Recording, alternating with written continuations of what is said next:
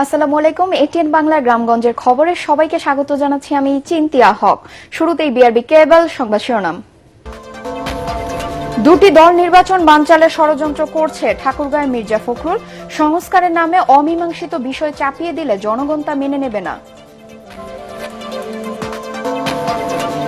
দেশে আগুন সন্ত্রাস চালাচ্ছে আওয়ামী লীগ, নারায়ণগঞ্জে হাসনাত আব্দুল্লাহ। রাষ্ট্র সংস্কারের পক্ষে দলগুলোকে ঐক্যবদ্ধ থাকার আহ্বান। নির্বাচন বাধাগ্রস্ত করতে আওয়ামী লীগ দেশে জ্বালাও পোড়াও চালাচ্ছে, কুমিল্লার প্রধান উপদেষ্টার প্রেস সচিব। কোনো বাধাই ফেব্রুয়ারির নির্বাচন ঠেকাতে পারবে না।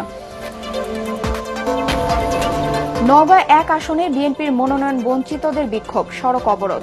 মোস্তাফিজুর রহমানের বদলে সালেক চৌধুরীকে প্রার্থী ঘোষণার দাবি। এবং বগুড়ার হত্যা মামলায় 3 জনের মৃত্যুদণ্ড ও 3 জনের যাবজ্জীবন। পটুয়াখালীতে বাসা থেকে স্বামী স্ত্রীর মরদেহ উদ্ধার।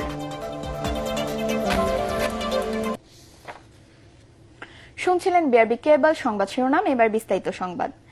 সংস্কারের নামে অমীমাংসিত বিষয় জনগণের কাঁধে চাপিয়ে দিলে তা মেনে নেওয়া হবে না বলে হুঁশিয়ারি দিয়েছেন বিএনপির মহাসচিব মির্জা ফখরুল ইসলাম আলমগীর।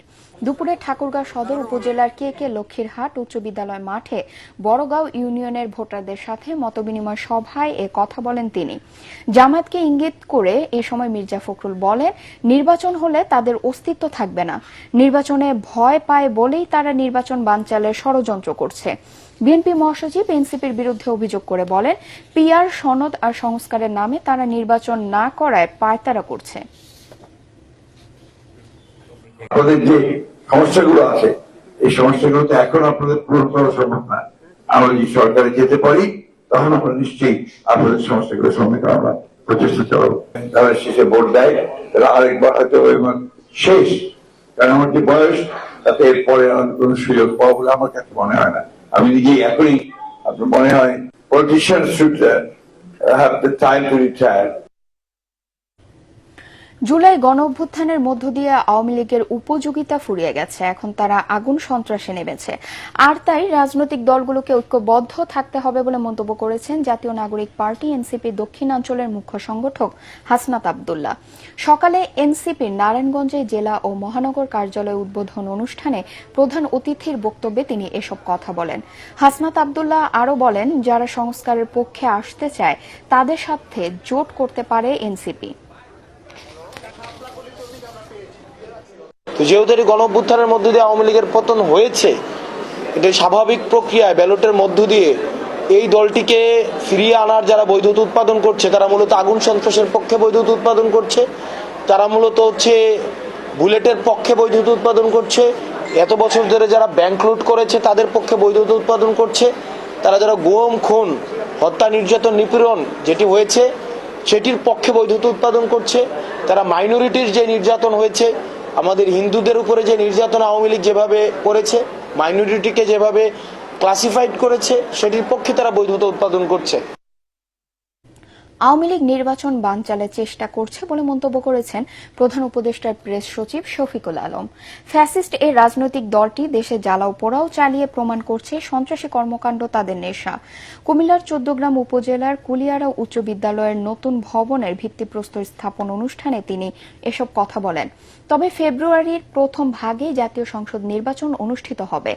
দেশি বিদেশি কোনো শক্তি এই নির্বাচন বানচাল করতে পারবে না বলেও জানান প্রেস সচিব। রাজনৈতিক দলগুলোর মধ্যে মতবিরোধ থাকতে পারে, তবে সবাই নির্বাচনের প্রস্তুতি নিচ্ছেন বলেও মন্তব্য করেন তিনি। ইতোমধ্যে বিএনপি 237 আসনে প্রার্থী ঘোষণা করেছে। জামায়াতে ইসলামীও তাদের মতো করে প্রার্থী দিচ্ছে। মত পার্থক্য থাকলেও সবাই একটি উৎসবমুখর ও অংশগ্রহণমূলক নির্বাচন চাইছে বলে জানান তিনি। অনুষ্ঠানে প্রধান উপদেষ্টার উপপ্রেস সচিব আবুল কালাম আজাদ মজুমদার ও উপজেলা নির্বাহী কর্মকর্তা জামাল হুসাইন উপস্থিত ছিলেন। ইলেকশন তার সময় মতো ফেব্রুয়ারির প্রথমার্ধে হবে। এখানে কোনো শক্তি নাই, কোনো আওয়ামী লীগের এই একটা দুইটা ককটেল নাই বা কোনো দেশি বিদেশি কোনো শক্তি নাই এই ইলেকশনকে তারা বানচাল করতে পারে। বাংলাদেশের মানুষ খুবই সুন্দর একটা ইলেকশন দেখবে, যেটা ফ্রি হবে, ফেয়ার হবে, ক্রেডিবল হবে, ইনক্লুসিভ হবে। সমস্ত জনগণ যেখানে জয়েন করে যে ইলেকশনে, সেটা ইনক্লুসিভ ইলেকশন, ইনক্লুসিভ হবে এবং খুবই উৎসব মুখর হবে। আধুনিক ও যুগোপযোগী প্রশিক্ষণের মাধ্যমে সক্ষমতা অর্জন করে একবিংশ শতাব্দীর কঠিন চ্যালেঞ্জ মোকাবেলায় প্রস্তুত থাকার জন্য আর্মি সার্ভিস কোরের সদস্যদের প্রতি আহ্বান জানিয়েছেন সেনাবাহিনী প্রধান জেনারেল ওয়াকারুজ্জামান। খুলনার জাহানাবাদ সেনানিবাসে আর্মি সার্ভিস কোরের ৪৪তম বাৎসরিক অধিনায়ক সম্মেলনে তিনি এ আহ্বান জানান। এ সময় আর্মি সার্ভিস কোরের কর্মকর্তাদের সাথে মতবিনিময়কালে সেনাবাহিনী প্রধান এ কোরের প্রযুক্তিগত উন্নয়ন, গবেষণা, পেশাগত দক্ষতা বৃদ্ধি ও ভবিষ্যৎ পরিকল্পনা সহ বিভিন্ন বিষয়ে আলোকপাত করেন। অনুষ্ঠানে জিওসি বিএমটিএফ মহাপরিচালক যশোর এরিয়া, জিওসি ৫৫ পদাতিক ডিভিশন ও এরিয়া কমান্ডার, সেনা সদরের ঊর্ধ্বতন কর্মকর্তা, এএসসিসি&এস কমান্ড্যান্ট এবং আর্মি সার্ভিস কোরের সকল ইউনিটের অধিনায়করা উপস্থিত ছিলেন। যারা আগুন সন্ত্রাস চালায় তারা কোনো রাজনৈতিক দলের নয়, তারা দেশের শত্রু বলে মন্তব্য করেছেন বিএনপির নির্বাহী কমিটির স্বেচ্ছাসেবক বিষয়ক সম্পাদক মীর শরফত আলী সুপু। দুপুরে মুন্সিগঞ্জের সিরাজদি খান বাজারে বিএনপির রাষ্ট্র কাঠামো মেরামতের ৩১ দফা কর্মসূচির লিফলেট বিতরণ শেষে তিনি এ মন্তব্য করেন। এ সময় তিনি বলেন, ফ্যাসিবাদীরা আবারও তাদের পুরনো খেলায় মেতেছে। আওয়ামী লীগ আগুন সন্ত্রাসের জন্য খুব পাকা দল। তারা আগুন দিয়ে ঘুমন্ত চালককে হত্যা করেছে এবং ঢাকায় একাধিক বাসে আগুন দিয়েছে। মুন্সিগঞ্জ জেলা বিএনপির আহ্বায়ক সদস্য আওলাদ হোসেন উজ্জ্বল ও জসিম মোল্লা, সিরাজদি খান উপজেলা বিএনপির সাবেক সাধারণ সম্পাদক জসিম উদ্দিন খান খোকন, জেলা যুবদলের যুগ্ম আহ্বায়ক প্রিন্স নাদিম ও মাসুদ রানা এ সময় উপস্থিত ছিলেন। নওগাঁ ১ সাপাহার পোরশা নিয়ামতপুর আসনে বিএনপির মনোনয়ন প্রত্যাহারের দাবিতে সড়ক অবরোধ, বিক্ষোভ ও মানববন্ধন করেছেন ডাক্তার সালেক চৌধুরী সমর্থিত নেতাকর্মীরা। দুপুরে পোরশা উপজেলার সরাইগাছি মোড়ে এ কর্মসূচি অনুষ্ঠিত হয়। এতে ৩ উপজেলার বিভিন্ন ইউনিয়নের নেতাকর্মীরা অংশ নেন। মানববন্ধনে বক্তারা বলেন, ডাক্তার সালেক চৌধুরী এই আসনে ত্যাগী, পরীক্ষিত ও কারা নির্যাতিত নেতা। তার নেতৃত্বেই বিএনপি ঐক্যবদ্ধ, অথচ তৃণমূলের মতামত অগ্রাহ্য করে মনোনয়ন দেওয়া হয়েছে বিতর্কিত মুস্তাফিজুর রহমানকে। আগামী জাতীয় সংসদ নির্বাচনকে সামনে রেখে সাভারের ঢাকা ১৪ আসনের বনগাঁও ইউনিয়নে পথসভা করেছেন বিএনপি প্রার্থী ও মায়ের ডাকের সমন্বয়ক সানজিদা ইসলাম তুলি। এ সময় তিনি বলেন, সংসদ সদস্য নির্বাচিত হলে বনগাঁও ইউনিয়নের সকল সমস্যা সমাধান ও ইউনিয়নটিকে একটি আধুনিক ইউনিয়ন হিসেবে গড়ে তুলবেন।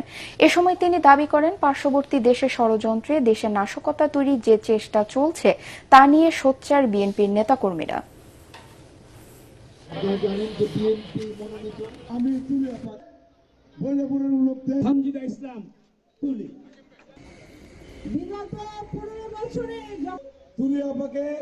এবং আমার ছোট বোন আছে আজকে এখানে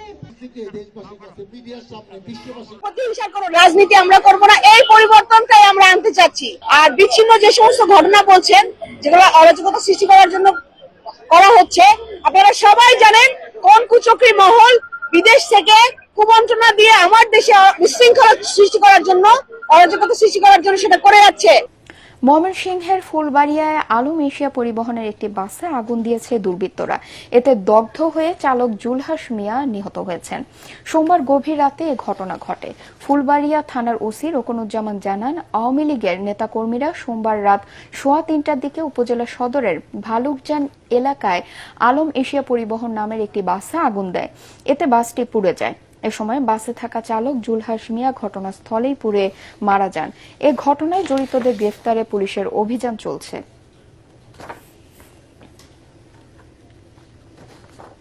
বঙ্গোপসাগরে ট্রলার সহ ২৪ জেলেকে উদ্ধার করেছে বাংলাদেশ নৌবাহিনী। সংবাদ বিজ্ঞপ্তিতে নৌবাহিনী জানায়, নিয়মিত টহলের অংশ হিসেবে মংলা ফেয়ারওয়ে বয়া থেকে প্রায় ২৯ মাইল দক্ষিণে ইঞ্জিন বিকল হয়ে ভাসতে থাকা মদিনা ৬ মাছ ধরা ট্রলারটি শনাক্ত করে তারা।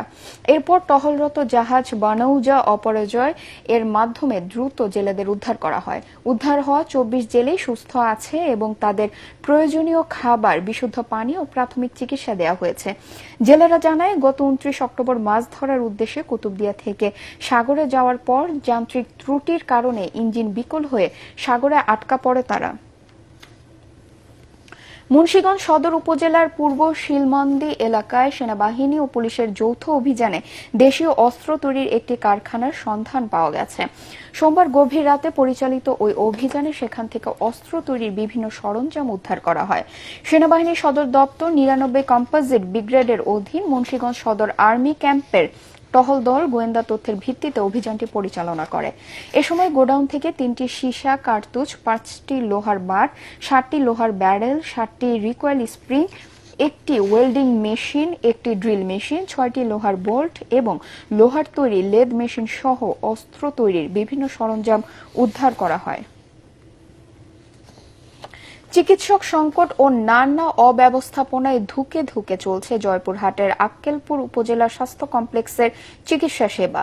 26 চিকিৎসকের পদ থাকলেও আছেন 4 জন, ফলে কাঙ্ক্ষিত সেবা পাচ্ছে না রোগীরা।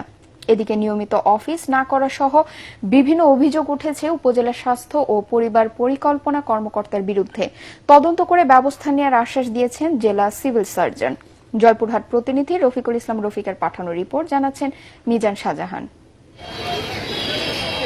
1972 সালে প্রতিষ্ঠিত হয় 31 শয্যা বিশিষ্ট আক্কেলপুর উপজেলা স্বাস্থ্য কমপ্লেক্স। 2004 সালে এটিকে 50 শয্যায় উন্নীত করা হয়। এই হাসপাতালে শুধুমাত্র বহির্বিভাগেই প্রতিদিন চিকিৎসা সেবা নেন 4 শতাধিক রোগী। এছাড়া 50 শয্যার হাসপাতালটিতে নিয়মিত শতাধিক রোগী ভর্তি থাকেন। 3 জন মেডিকেল অফিসার ও একজন ডেন্টাল সার্জন দিয়ে এই চাপ সামলানো কঠিন। এটা আমাদের সেবা দেওয়ার জায়গা, ওরা আসে নিজের বাচ্চা সামলায়, নিজের হাজবেন্ড সামলায়, অথচ আমাদের রোগীদের কোনো সাহায্য করার কোনো নামগন্ধই নাই। একটু না, অনেকটা অবহেলা আছে। এখন পর্যন্ত কোনো ডাক্তার বা কোনো সেবিকা এখানে এখন আসেনি। রোগী কিভাবে সেবা যত্ন নিবে এখানে এই ব্যবস্থা এখনো নাই। উপজেলা স্বাস্থ্য ও পরিবার কল্যাণ কর্মকর্তার বিরুদ্ধে নিয়মিত অফিস না করার অভিযোগও আছে কারো কারো। 3টা থেকে 4টা বাজে, তাও শফি মাহমুদ এখনো পর্যন্ত এই হাসপাতালে নাই।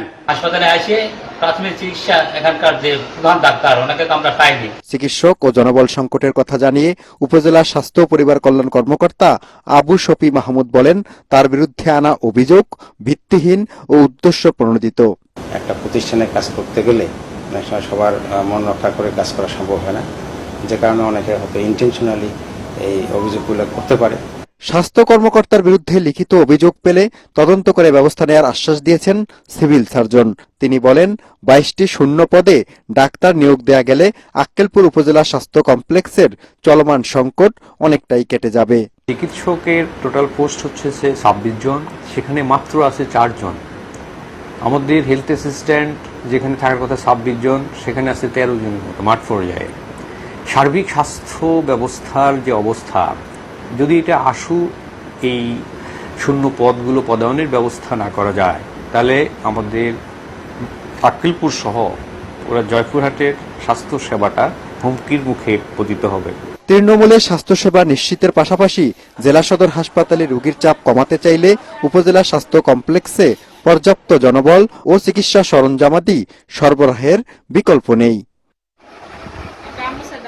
Bureau report, ATN Bangla. Manikganj 250 শয্যা বিশিষ্ট জেনারেল হাসপাতালের তত্ত্বাবধায়ক ডাক্তার মোহাম্মদ বাহাউদ্দিনের অফিস কক্ষ থেকে ব্যাগ চুরির অভিযোগে 5 কথিত সাংবাদিককে গ্রেফতার করেছে সদর থানা পুলিশ। দুপুরে শহরের সদর থানা এলাকা থেকে তাদের গ্রেফতার করা হয়। গ্রেফতারকৃতরা হলেন দৈনিক ঢাকা পত্রিকার স্টাফ করেসপন্ডেন্ট খন্দকার জিন্নাতুন্নেসা মৌসুমী, রাজধানী টিভির স্টাফ রিপোর্টার হারুনুর রশিদ, দৈনিক বিজনেস ফাইলের প্রতিনিধি বজলুর রহমান, গ্লোবাল নেশন পত্রিকার প্রতিনিধি শামীম হোসেন এবং সাইফুল ইসলাম। পুলিশ ও মামলার অভিযোগ সূত্রে জানা যায়, সকালে গ্রেফতারকৃত 5 জন সহ মোট 9 জন তত্ত্বাবধায়কের অফিস কক্ষে প্রবেশ করে। পরে বের হওয়ার সময় তাদের একজন তত্ত্বাবধায়কের ব্যাগটি চুরি করে নিয়ে যায়। ব্যাগের ভেতরে প্রায় 40,000 টাকা, বাসা ও অফিসের চাবি এবং বিভিন্ন প্রয়োজনীয় কাগজপত্র ছিল।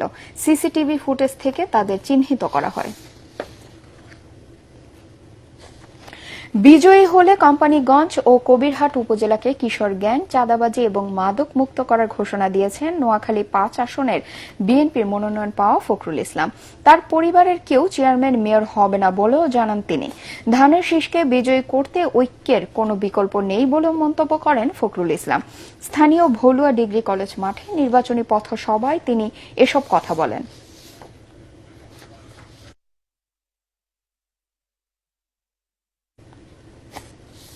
নড়াইলে জুলাই পুনর্জাগরণ ও তারুণ্যের উৎসব উপলক্ষে উদ্যোক্তা মেলা ও পিঠা উৎসব অনুষ্ঠিত হয়েছে।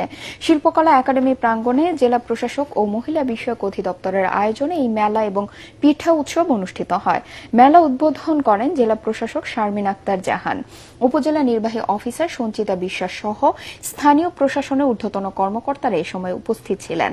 আয়োজকরা জানান, এই উৎসব নড়াইলের ঐতিহ্যবাহী খাদ্য ও হস্তশিল্পকে তুলে ধরার পাশাপাশি স্থানীয় নারী উদ্যোক্তাদের পণ্য বাজারজাতকরণে সহায়ক ভূমিকা পালন করবে।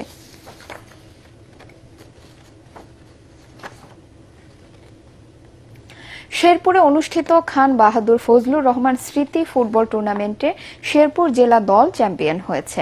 ফাইনাল খেলায় তারা বগুড়া জেলা দলকে 1-0 গোলে হারায়। শহীদ মুক্তিযোদ্ধা স্মৃতি স্টেডিয়ামে খান বাহাদুর ফজলুর রহমান ক্রীড়া ফাউন্ডেশনের উদ্যোগে এ খেলা অনুষ্ঠিত হয়। বিজয়ীদের মধ্যে পুরস্কার বিতরণ করেন কৃষি মন্ত্রণালয়ের অতিরিক্ত সচিব নাসির উদ্দৌলা। টুর্নামেন্টে দেশের বিভিন্ন জেলা ও উপজেলার 9টি ফুটবল দল অংশ নেয়।